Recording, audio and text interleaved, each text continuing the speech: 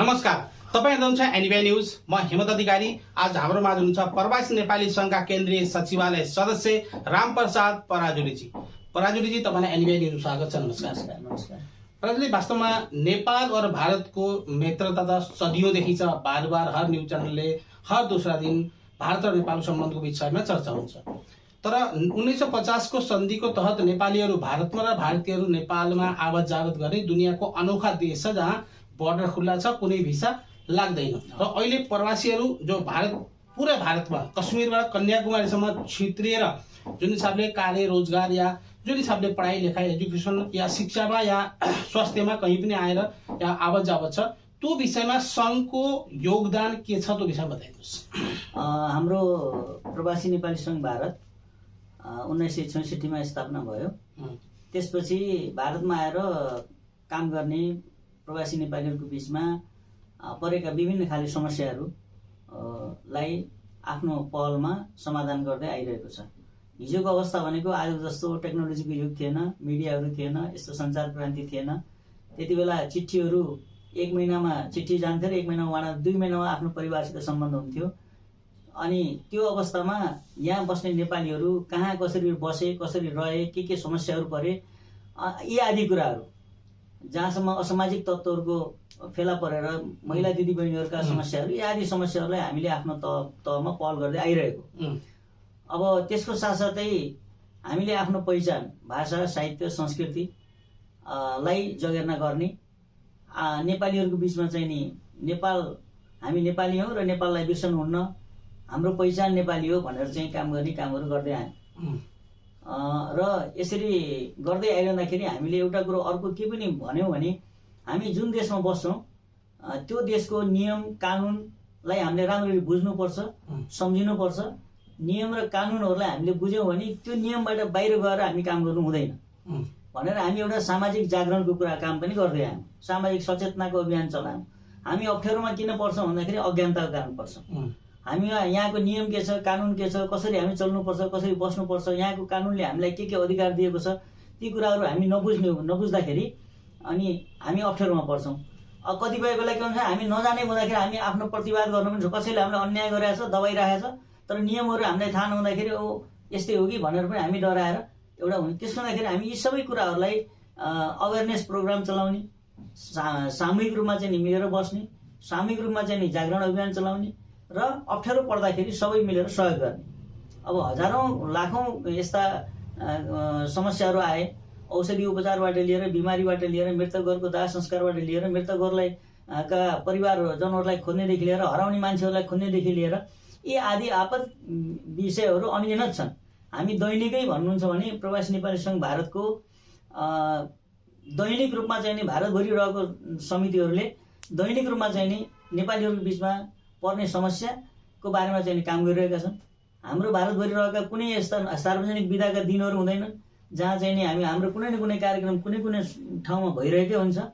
यो सबै काम चाहिँ नि हामीले जागरणको अभियान चलाइरहेका छौँ। यो फेरि आफ्नै बलबुतामा कुनै सहयोग त्यस्तो चाहिँ छैन।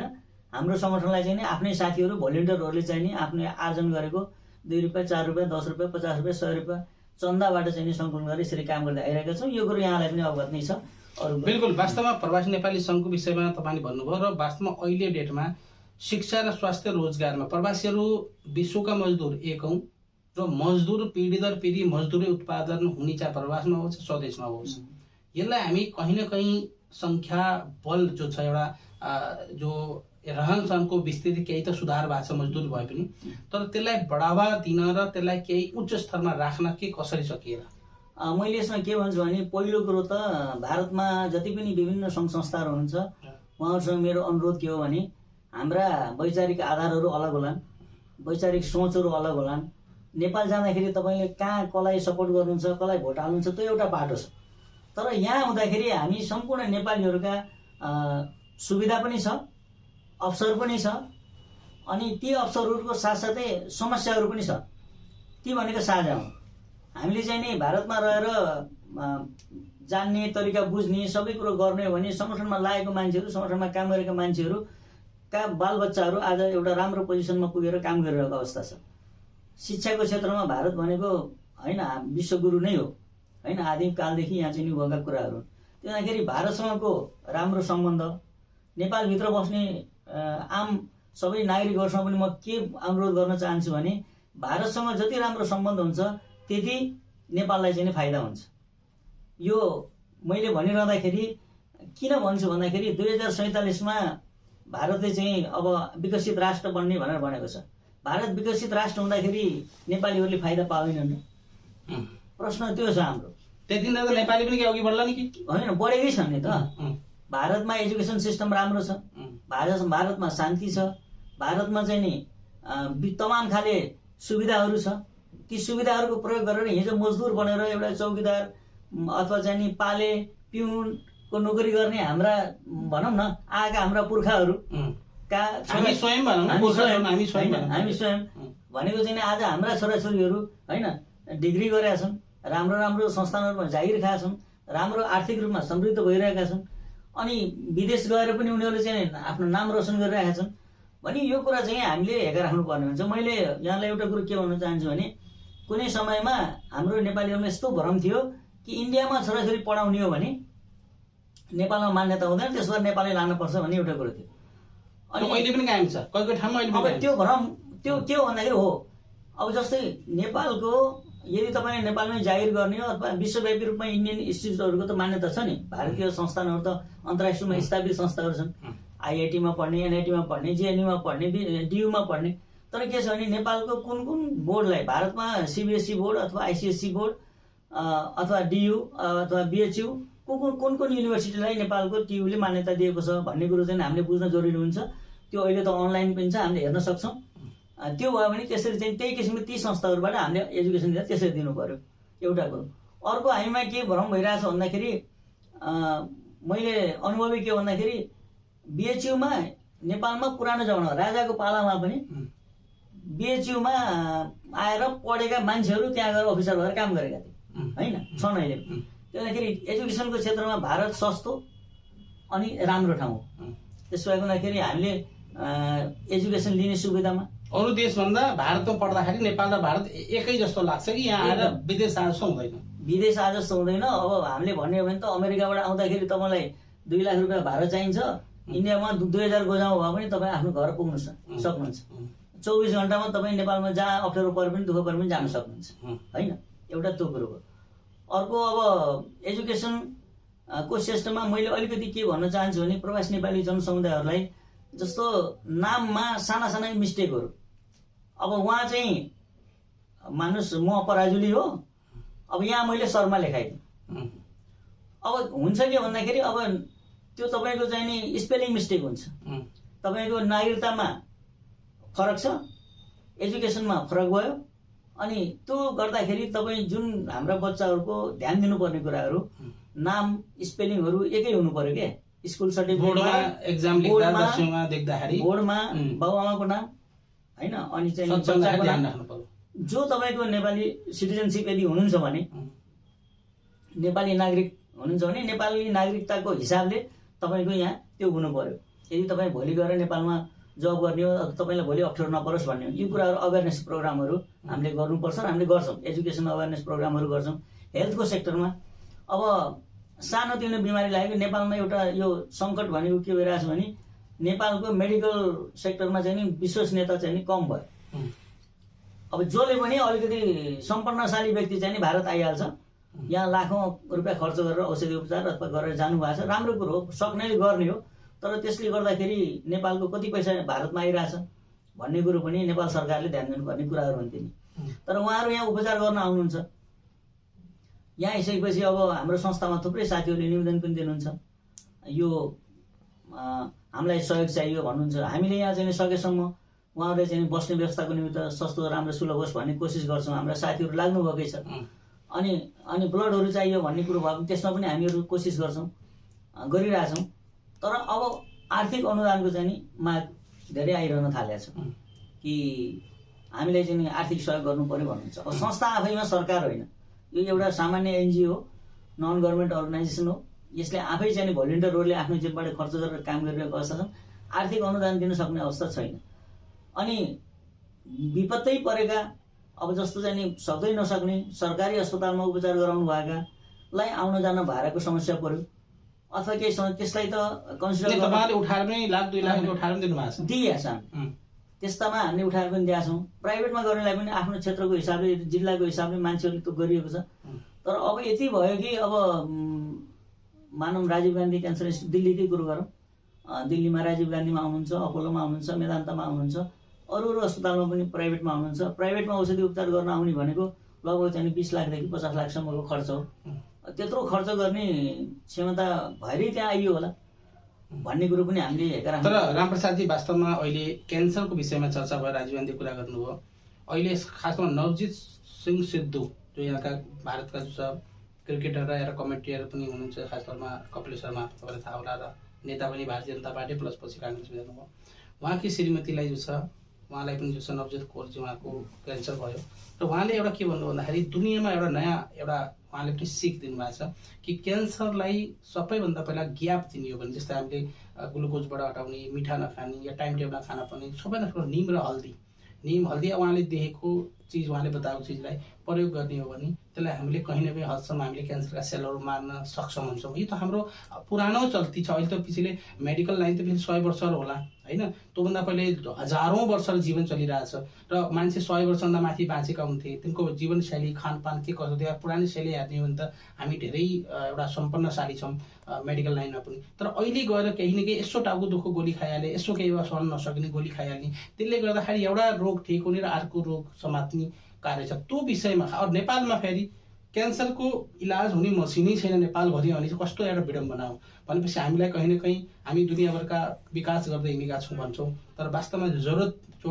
आम नागरिकलाई जो जरुरतमन्द छ शिक्षा स्वास्थ्य रोजगारलाई मेन ध्यान दिन पर्ने ठाउँमा कहीँ न कहीँ हामी चुप परेका छौँ त्यो विषयलाई के भन्नुहुन्छ नै मैले के भन्छु नेपालमा केही छैन भन्ने कुरामा म सहमत छैन हैन केही छैन भन्ने मैले केही छैन नि फेरि यो भनिहालौँ मेडिकल छैन जो क्यान्सर चेकको मसिन हुनुपर्ने हो त्यो नेपालभरि नभएर नेपालले पनि भारतमा पठाउँछ यो एउटा उसको मजबुरी हो नेपाल जस्तो टेस्टिङ ल्याब छैन भने छैन त्यो नभएको चिजलाई भनियो नि त्यो किन छैन त्यसको पनि भन्न पर्यो अब त्यसमा त अब सरकारहरूले ध्यान दिनुभएको होला अब क्यान्सर हस्पिटल अरू कार्यक्रम विकास नगरेर पनि त्यो त राख्न पर्यो नि त हैन ठिक छ क्यान्सर हस्पिटलहरू पनि अब भरतपुरमा छ अब काठमाडौँमा पनि छ अरू मसिनहरू पनि आएको छ अब नेपालको हेल्थ सिस्टमलाई भन्ने हो भने अब सबै इन्सुरेन्सद्वारा चाहिँ नि हैन सिनियर सिटिजनदेखि लिएर सबैले चाहिँ उपचार फ्री गर्ने व्यवस्था पनि भएको छ त्यति साह्रै खराब त होइन तर विश्वसनीयता कायम किन भएन भने मान्छेहरूको टेस्टिङ सिस्टम चाहिँ ठिक नहुँदाखेरि नभयो कि भन्नु पर्यो हामी मेडिकल लाइनको मान्छे परेनौँ त्यो डक्टरहरूसँगले जान्ने कुराहरू पनि भयो अर्को मैले के भन्छु भने आदरणीय सिद्धुजीको कुरा गर्नुभयो तपाईँले त्यसमा अथेन्टिक म अब मैले सुनेको पनि छैन त्यस विषयमा तपाईँले जानकारी दिनुभयो त्यसको लागि धन्यवाद अब त्यसमा पनि हामी गरौँला तर स्वास्थ्य जीवन को लागि चाहिँ स्वास्थ्य जीवनशैली जरुरी हुन्छ खानपानमा चाहिँ नि ध्यान दिनुपर्ने कुराहरू टाइममा खाने टाइममा सुत्ने टाइममा उठ्ने एउटा जीवनलाई राम्रो बनाउनु पर्ने कुरा त अब सबैले हेरेर राख्नु भएकै छ सबै आफ्नो स्वास्थ्यलाई ठिक राख्न सबैको चाहना हुन्छ फेरि पनि रोग भन्ने कुरो जानेर लाग्ने चिज पनि होइन रोग लागिसकेपछि त्यसलाई कसरी निवारण गर्ने भन्ने विषयमा ध्यान दिनुपर्छ भन्ने कुराहरू म जहाँसम्म हाम्रो संस्थागत कुरा गर्न खोजेको थिएँ त्यो के भन्दाखेरि धेरै नेपालीहरूको नेपालबाट उपचार गर्न आउने नेपालीहरूको चाहना हुन्छ कि सङ्गठन यहाँ भएपछि सङ्गठनले हामीलाई आर्थिक सहयोग पनि गरोस् भन्ने चाहना हुन्छ त्यसमा चाहिँ हामी होइन कति उठाउँला 10,000 15,000 20,000 उठाएर हामीले गरेकै छौँ तपाईँ वार्षिक रिपोर्ट हेर्नुभयो भने थुप्रै ठाउँमा हामीले सहयोग गरिरहेछौँ तर त्यति हुँदाहुँदै पनि हामी सबैको अपेक्षामा खरा उत्रन नसक्ने अवस्था छ त्यसलाई चाहिँ मैले यहाँलाई जानकारी गराउन चाहेँ अर्को अब हाम्रा दुई भूमिका छन् के भारतमा रहँदाखेरि यहाँ भारत प्रवासमा आफ्ना समस्याहरू नपरुन् भन्नको निम्ति हामी जागरुक हुने चेतनशील हुने समस्या परिसकेपछि सङ्गठनमा आउनुभन्दा समस्या नपर्नको निम्ति के गर्नुपर्छ भन्नको निम्ति सङ्गठनमा आउने र जागरुक हुने सङ्गठन त शिक्षा दीक्षा दिइरहन्छ नि त अनि समस्या परिसकेपछि सङ्गठनलाई खोज्ने होइन समस्या पर्नुभन्दा पहिले सबै सङ्गठित हुने जागरुक हुने एउटा कुरो अर्को भारतमा रहेका सम्पूर्ण नेपालीहरूको एउटा भारतव्यापी एउटै सङ्गठन हुनु पर्यो के अब मैले के अनुभव गरेँ भने हरियाणामा मैले सुनेको थिएँ अनि कुनै एउटा घटना घट्यो अनि 4वटा सङ्गठनका साथीहरू त्यहाँ पुलिस थानामा जानुहुन्छ अनि पुलिसले भने गरे ए बाबा कितने प्रधान है तुम्हारे कितने सङ्गठन है होइन कतिवटा सङ्गठन छ तपाईँहरूको कतिवटा प्रधान एउटै प्रधान भएर आउनुहोस् न भनेर भन्छ गरे के उसले पनि भने त्यस्तो हुनु भएन एउटा कुरो मैले अघि नै भन्दै थिएँ हाम्रा विभिन्न आस्था होलान् हाम्रा आफ्ना आफ्ना चाहिँ नि समर्थक गर्न पर्ने एउटा शुभेच्छकहरू हाम्रो विचार होला। तर भारतमा त हामी सबै प्रवासी नेपाली हौँ होइन। सबै प्रवासी नेपालीहरूको एउटा साझा एजेन्डा, साझा योजना, अनि के हुने त त्यो कुरोमा ध्यान दिनु पर्यो सबै सङ्गठनहरूले। मैले यो बिन्ती गर्न चाहेँ यहाँको माध्यमबाट। अर्को के छ भन्दाखेरि अब हामी के भन्छ भन्दाखेरि समृद्ध नेपालको परिकल्पना हामीले गर्छौँ। समृद्ध नेपाल सुखी नेपाली भनेर भन्छ। नेपाल समृद्ध हुँदाखेरि हाम्रो इज्जत बढ्दैन र? नेपाल समृद्ध कसरी हुने? सुन्नु, नेपाल समृद्ध हुँदा हाम्रो भारत विदेशमा गएका नागरिकहरू पनि इज्जत र सम्मान बढ्छ। नेपाल कमजोर हुँदा हामी पनि कमजोर हुन्छौँ। त्यसलाई हुँदाखेरि हाम्रो दुईटा दायित्व छ। मैले भन्नु खोजेको हो भने हामी यहाँ बस्दाखेरि हामीले जे यहाँको कानुन अन्तर्गत, नियम अन्तर्गत रहेर हामीले पाएका अधिकारहरू प्रयोग गरेर आफ्नो चाहिँ नि शैक्षिक योग्यता बढाउने, आफ्नो चाहिँ आर्थिक क्षमता बढाउने, आफ्नो समुदायको र संस्कृति, भाषा, साहित्य, संस्कृति र आफ्नो समुदायको इज्जत र सम्मान विनिमय काम गर्ने, अनैतिक काम नगर्ने काम गर्नु पर्यो। अनि त्यसको साथसाथै हाम्रो देशभित्र पनि एउटा राम्रो व्यवस्था होस्, राम्रो शासन प्रणाली होस्। कमसेकम अब त हामी यति आजित भयौँ कि अब देशभित्र कमसेकम एउटा दलको बहुमतको सरकार भइदिने, कमसेकम 5 वर्ष त्यसले सरकार चलाउँदाखेरि त्यसले चाहिँ कमसेकम देशको लागि केही गर्ला र त्यसले चाहिँ कमसेकम हामी नेपालीहरू पनि इज्जत मान सम्मान होला भन्ने कुरो हुन्छ।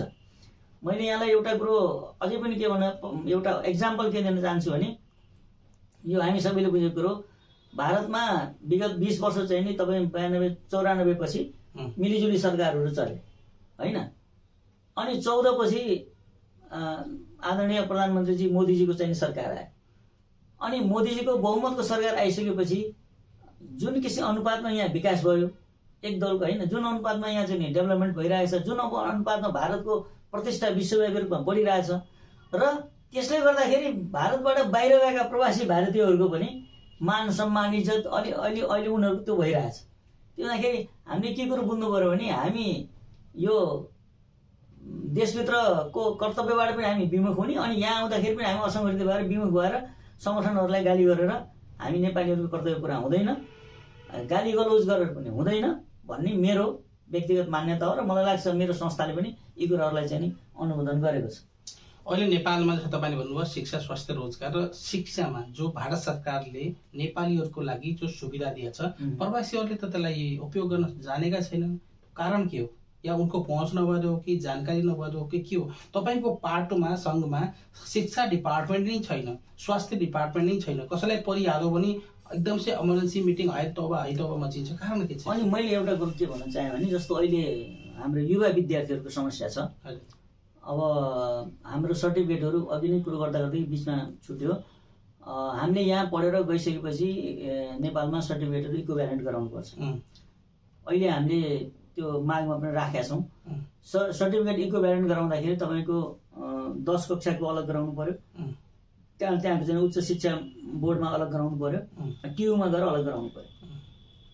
त्यो गर्दाखेरि अब आज एउटा युवा यहाँबाट उसलाई मन लाग्यो, ल म यहाँ चाहिँ यसरी काम गरिरहेको छु, यहाँ पढेँ लेखेँ डिग्री गरेँ, म भोलि नेपालमा गएर मैले केही गर्छु, म थोरै तलबमा भए पनि म देशभित्र केही गर्छु भनेर गयो भने अब त्यसलाई सबभन्दा पहिले काठमाडौँमा 15-20 दिन बस्नु पर्यो। काठमाडौँ गएर इक्विभ्यालेन्ट गराउनु पर्यो।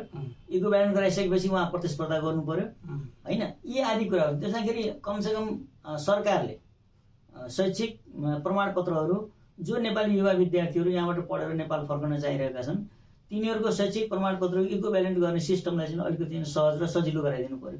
काठमाडौँ जान नसके पनि जस्तो उनीहरूले डिप्लोमेटिक मिसनबाट पनि यो हुनसक्छ कि यसबारेमा पनि बुद्धिजीवीहरूले हामीले यसमा चर्चा गरौँ बात गर्ने र नेपालको विषयमा जानकारी किन कोही मान्छे चाहे भारतमा पढौँ चाहे भारतबाट अन्य देशमा पढौँ उनीहरूले नेपालमा पुगिसकेपछि यहाँको कानुनको विषयले पढे, यहाँको सामाजिक संस्कृतिको विषयमा पढे भने नेपालमा गएपछि नेपालको विषयमै पढ्न पर्यो, नेपालको जानकारी हुनु पर्यो र बल्ल त्यसलाई चाहिँ फाइनल पास गर्न पर्यो। हामीले पनि यो कुरा राख्यौँ, यसको माग पनि गरौँ। धेरै सिए विद्यार्थीहरू परेशान भए, सिए विद्यार्थीले पनि यसलाई धेरै कुरा राखे र त्यसको विषयमा पछि त्यसलाई केही हल्का पनि गरियो। नभए 3 वर्ष थियो, अहिले 1 वर्ष भन्ने कुरो आयो होइन।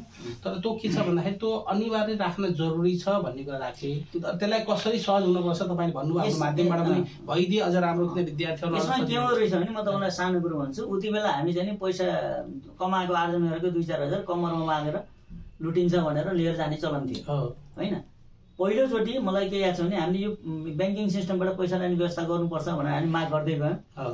पहिलोचोटि चाहिँ नि एभरेस्ट ब्याङ्क नेपाल र पन्जाब नेसनल ब्याङ्कको बिचमा एउटा एग्रिमेन्ट हामीले कनट प्रेसमा बसेर गरेर हाम्रो संस्थाको पहलमा त्यो एग्रिमेन्ट कहिलेको कुरो यो लगभग तपाईँको चाहिँ 2004 तिरको कुरा हो होइन।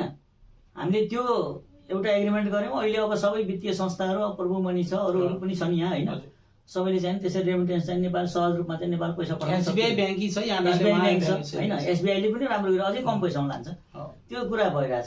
त्योदाखेरि के भने अब एजुकेसनको बारेमा अरू जब मान्छे अगाडि बढ्दै जान्छ नयाँ नयाँ चुनौती पनि थपिन्छ, नयाँ नयाँ समस्या पनि थपिन्छ र ती समस्या र चुनौतीहरूलाई सूत्रीकृत गरेर एकत्रित गरेर ती समस्याहरूको अनुसन्धान गरेर ठ्याक्क चाहिँ यो पोइन्ट गर्न राम्रो हुन्छ भनेर भनाउन सक्ने एउटा क्षमता भनेको त सङ्घ संस्थाहरूमै हुन्छ।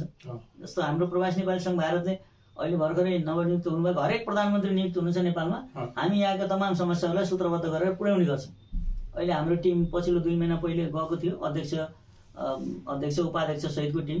अध्यक्षको नारायण प्रसाद होमगाईको नेतृत्वमा, उपाध्यक्ष सीता अधिकारी, हरिप्रसाद घिमिरे उहाँहरू गएर अनि हाम्रो चाहिँ नि सङ्गठनको तर्फबाट चाहिँ नि 10-12 सूत्री चाहिँ माग चाहिँ नि उहाँ दिएर आउनुभएको छ। त्यसलाई फलोअप गर्ने सम्बन्धित मन्त्रालयहरू सम्बन्धित विभागहरूबाट त्यसलाई चाहिँ नि पुटअप गराउने त्यसमा डिस्कस होस् भन्ने चाहिँ भनेको छ। तपाईँ मैले अर्को भन्छु, सङ्घले पिछले कई वर्षौँ यसमा प्रक्रिया दिइरहेको छ, माग गरिरहेको छ, प्रतिवेदन तपाईँ दिइरहनुहुन्छ, तर कहीँ न कहीँ त्यसको सुनवाई अहिले गरेकै होला तर भएको छैन। होइन, सुनवाई हुन्छ। सुनवाई कसरी हुन्छ भन्दाखेरि तपाईँ आज एउटा कुरो उठाउनु भयो छोडिदिनु भयो, त्यसरी हुँदैन। हामी सबै भारतभरि रहेका सङ्घ संस्थाहरूले नेपाली समुदाय अहिले भारतमा जो हुनुहुन्छ विद्यार्थीहरूको आफ्नो खाले समस्या छ होइन, काम गर्ने तल्लो लेबर वर्करको आफ्नो खाले समस्या छ होइन, अरू स्थापित रूपमा बसिरहेका नेपालीहरूको आफ्नो खाले समस्या छ। जस्तो किसिमको वातावरणमा तपाईँ त्यही खाले समस्या पनि त छ नि। समस्या त सबैको एउटै छैन। अब ती सबै समस्याहरूलाई सूत्रबद्ध गर्दाखेरि के समस्या भारत सरकारको लेभलमा समाधान हुन सक्छ, के समस्या नेपाल सरकारको लेभलमा समाधान हुन सक्छ, अनि के समस्या फेरि दुवै सरकारको जोइन्टबाट हुन सक्छ। अब के समस्या फेरि ती कहीँ नगइकन यहाँको चाहिँ तपाईँको स्थानीय डिस्ट्रिक्ट मजिस्ट्रेटको लेभलमा, डिएम लेभलमा हुन सक्छ, स्टेट गभर्मेन्टको लेभलमा हुन सक्छ। अब दिल्लीको नियमहरू अलगै छ, उत्तर प्रदेशको अलग छ, अब चेन्नईमा अलग छ। अब त्यहाँको नियमअनुसार चाहिँ त्यहाँका नागरिकहरूलाई त्यहाँ बसेका मानव अधिकारका कुराहरू हुन्छ। त्यहाँ बसेका मान्छेहरूलाई चाहिँ नि त्यहाँको नियमअनुसार चाहिँ यो व्यवस्था अनुसार तपाईँहरू यसरी बस्न सक्नुहुन्छ भन्ने कुरो त्यहाँ अवेरनेस प्रोग्राम गरेर हामीले सम्झाउन सक्छौँ। त्यो त त्यही भएर हाम्रो सङ्गठनको त हरेक स्टेटमा चाहिँ निकायहरू छन्। मुम्बईमा छ होइन, महाराष्ट्रमा छ, कर्नाटकमा छ, सबै ठाउँमा छ नि त। त्यो हुँदाखेरि त्यहाँका इकाइहरूले त्यहाँका साथीहरूले त्यहाँका बस्ने नेपालीहरूको समस्यालाई त त्यहीँको लेभलमा समाधान गर्नु पर्यो नि। समस्या डिस्ट्रिक्ट लेभलबाट हल हुने छ अनि हामीले चाहिँ गाली गर्छौँ भारत सरकारलाई अथवा नेपाल सरकारलाई, त्यो त भएन नि। समस्या जहाँ छ समाधान पनि त्यही छ।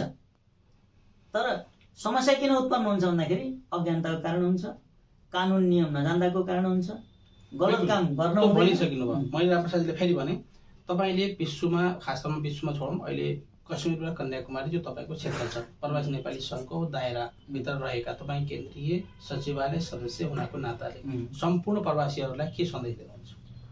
मैले यहाँहरू सबैलाई के सन्देश दिन चाहन्छु भने यहाँहरू सबै पहिला कुरो त जहाँ भए पनि आफ्नो भाषा साहित्य संस्कृतिमा एकत्रित हुनुहोस्, आफ्नो आचरणलाई शुद्ध राख्नुहोस्, खानपानमा ध्यान दिनुहोस्, स्वास्थ्यको पनि ख्याल गर्नुहोस् र नेपाली कम्युनिटी भनेको वास्तवमा चाहिँ नि हरेक हिसाबले समृद्ध छ, विचारमा समृद्ध छ। परिश्रम गर्नु सानो कुरो ठुलो गर्नुपर्छ, जहाँ पनि परिश्रम ठिक छ।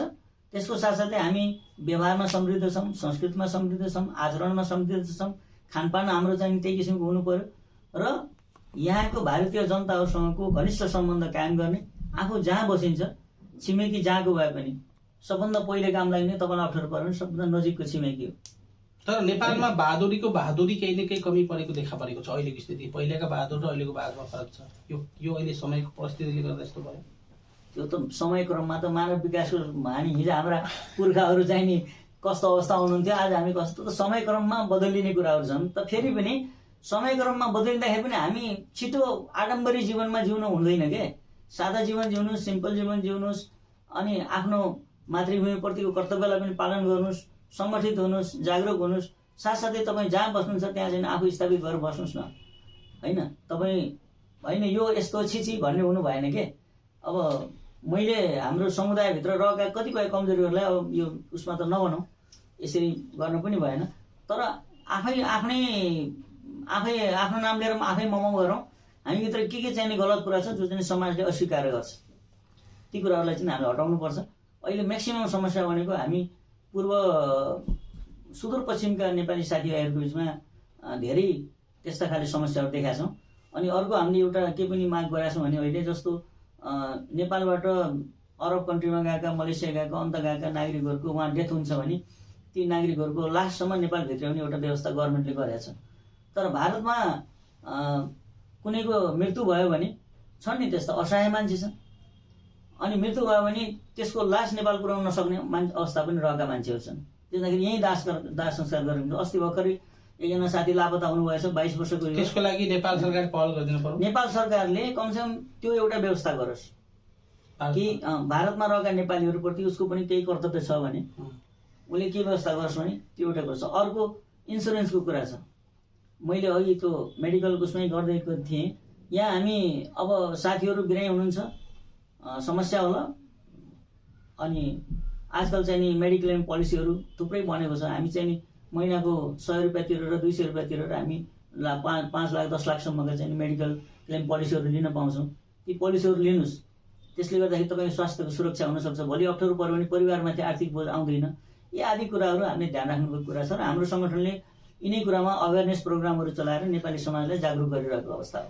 बिल्कुल, तपाईँ हेर्दै हुनुहुन्थ्यो एनबिआई न्युज र हाम्रो माझ हुनुहुन्थ्यो रामप्रसाद पराजुलीजी, प्रवासी नेपाली सङ्घका केन्द्रीय सचिवालय सदस्य। र हामी फेरि पनि अघि आइन्दा बोलाउने कोसिस गर्दै अहिले बिदा लिन्छौँ। हस्त नमस्कार, तपाईँको धेरै शुभ रहोस्, जय हो।